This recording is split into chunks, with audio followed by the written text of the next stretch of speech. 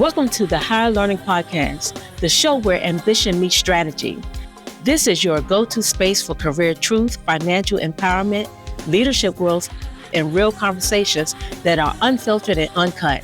If you're ready to elevate your career, confidence, and future, then you're in the right place. Join our co-hosts, HR professionals Yolanda, Erin, and Caroline, right here, right now, for an episode of HireLearning. Welcome to HireLearning. I'm Caroline. I'm Erin. Then I'm Yolanda. And today's episode, we want to have a conversation about who's interviewing whom, flipping the script. So when it comes to interviewing, everyone has questions, everyone has experiences. We want to talk through some of those experiences of how you interview, as well as how you conduct an interview on the interviewer. And we're looking forward to a wonderful dialogue on this conversation. Welcome, ladies. Welcome. Yes, absolutely. So when we talk about interviewing, there's a myriad of podcasts and topics about do's and don'ts and so forth. And some of that we want to talk about today. Okay. But I want to know, how do you flip the script when it comes to interviewing? I remember the precise moment when I flipped the script. I was seasoned, an employee, had been many years into my career and looking for a new employer.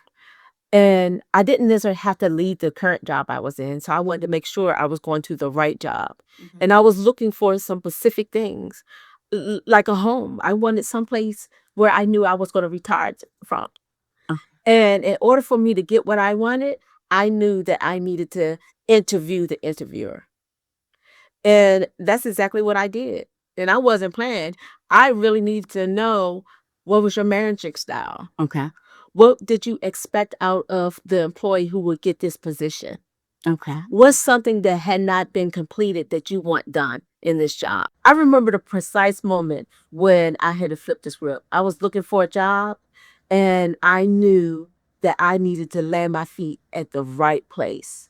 So I needed to know what that company was about, how that manager managed, what was their expectation, and if this would be a place that I could work and retire from.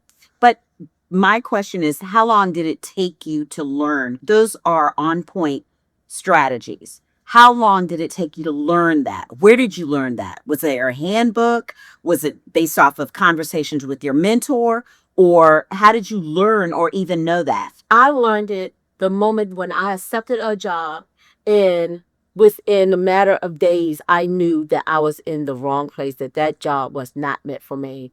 And shortly, I started the job on December 14th, and by December 29th, I had applied for at least 30 jobs to get up out of there. Got it. And I would not allow that to happen to me again. And I realized I did not ask enough questions. Okay. And if y'all want to hear that full story, check out our HireLearning episode 1, y'all. Yes. That's right. I did share that story before. Absolutely. What about you, Erin? How have you, during the course of your robust career, flipped the script? Oh my gosh. So I've been on both sides of the interview table, I feel like at least 100 times. Either the interviewer or being interviewed, the interviewee. But I think it's so important as the interviewee, as this episode is talking about how do you interview the interviewer? It is so important that you ask those questions, because at the end of the day, they want you for the job, or they want someone. You want to make sure they want you for the job, but you have to see yourself as the prize, and you need to understand, what are you offering me that is going to make me want to come here as well. Mm-hmm. So from what I capture, fit matters. Mm-hmm. Absolutely. Culture matters. Yes. So you can have all the technical skills, you can have all the degrees, but if that particular fit or culture environment isn't conducive for you, then it may become challenging. Absolutely. Mm-hmm. What are some questions when Yolanda, when you elaborated on, you knew immediately it resonated with you really quickly in that scenario? What were some of the questions that you found helpful for flipping the script and as an interviewee, actually interviewing the interviewer? Definitely, what's your managing style? Okay. I should have asked who will I be reporting to in this position. I think that's really important for you to know. Okay. Also, if it's a panel interview, to make sure you really understand who is the hiring manager in that role and who you're going to be reporting to, because they may not be one of the same people. Okay. Don't make assumptions. What about you, Erin? What were some key questions or one question in terms of a takeaway? If I'm jotting down notes, which we hope that you're doing, right? As tuning into the Higher Learning podcast, what would be another tip that you could I recommend? would say a tip for the interviewee. First of all, do your homework. Research that business, that company, that opportunity, the announcement you applied to. Understand the position that you're being interviewed for and the business, their mission. Come prepared with an understanding of what it is that this company or this agency does, right? And be on time, dress professional. Those are some tips and tricks. And what else? Have questions prepared. So don't just come and let them pepper you with questions and you answer all the questions, but you also ask questions of the hiring manager, the panel, or what have you. Right. Because I don't like an interviewee. As a hiring manager, I don't like an interviewee if I say, do you have any questions for me? And they're like, no. Like, Tip number one, just to if there's nothing else that you can take away from this particular episode, when you were interviewing, I don't care if it is your first job or your 31st job. mm-hmm. When a hiring manager asks, "Are there any questions that you have for me?" It's always advised to have at least one question in the ready, because it shows initiative, right? Yeah, It shows interest. that you care. And Yeah. even if that one question is, when do you plan to fill this role? Yes. Or how soon do you plan to fill this role? At least ask that question. Like, don't say, no, I have no question. So I wanted to also ask, and these are great points that we're making. What happens when you do not take the initiative as a person being interviewed, to go that extra step and interview the interviewer? What's the downfall? Why do I need to even do that? You could be deemed as boring. Okay. You could be deemed as non-responsive or not as engaging, because I think interviews are not just about your technical ability of getting the job done. The paper trail should have already led them to believe that you are capable of getting the job done. Now they're interviewing you to see if you're a good fit. Are you going to fit? Is your personality going to fit in with the personalities of the other people who's already working there? Which brings me to also encourage you to check out our episode about branding. This all speaks to your personal brand, right? Absolutely. And differentiating yourself from all those other applicants that are out there.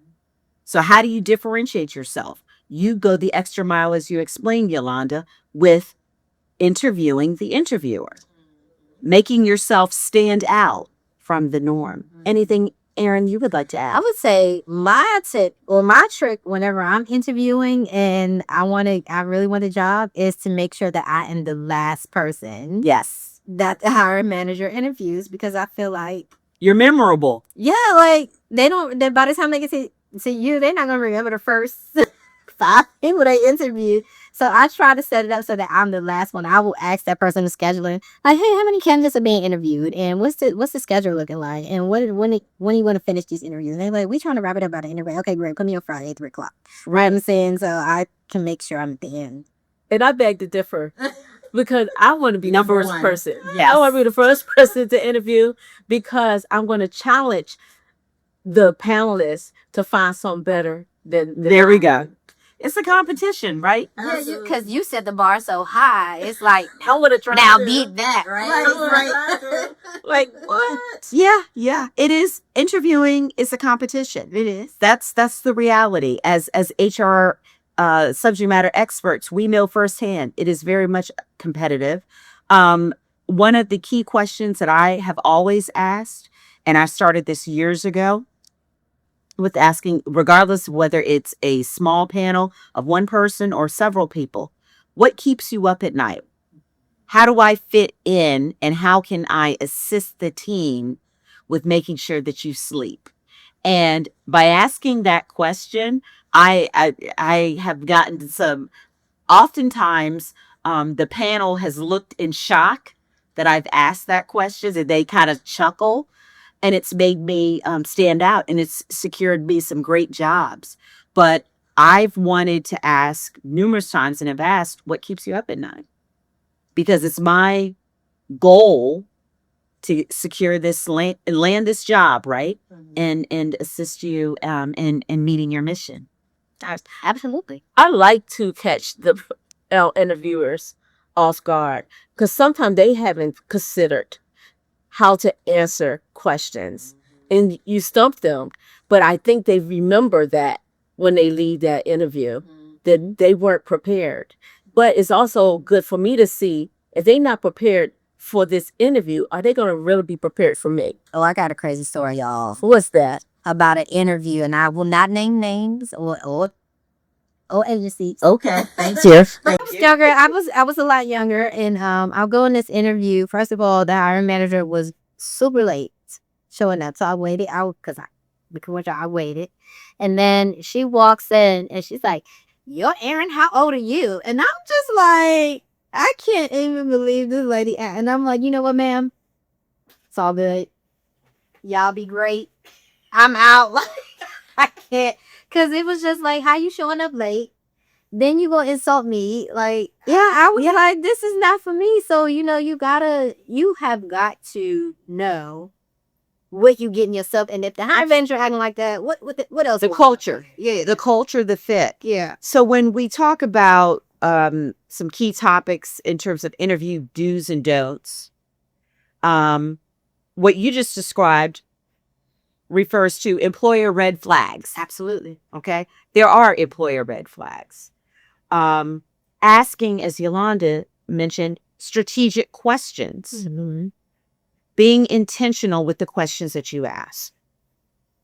Interviews are a two-way conversation. Absolutely. Why is that? Because if they're telling you more about them and not asking you enough about you, then there can't possibly be an interest for you to join their team. And on the flip, if they're asking you questions and you're not answering, and you're giving one word answers like, "Oh yeah, I can do that," or whatever, then they're not going to be interested in you either. So just like it has to be two ways. There has to be a two-way. It's a two-way street. The culture fit matters, right? And the interviewing process is a time to determine and assess whether this is going to be a culture fit for you. Also, and lastly, we would add and encourage the importance of asking questions, because questions reveal the quality of the leadership there within that structure. Absolutely. Yeah. Absolutely. So this has been great. And when it comes to interviewing, we now have debunked the notion that interviewing is just a one-way street. Yeah, that's it. Absolutely. Absolutely. Thank you all for coming out and watching HireLearning. We are here to support you. So please Like, share, follow, and subscribe. And we'll see you all next week, everybody. Thanks for joining. bye. Bye. Bye.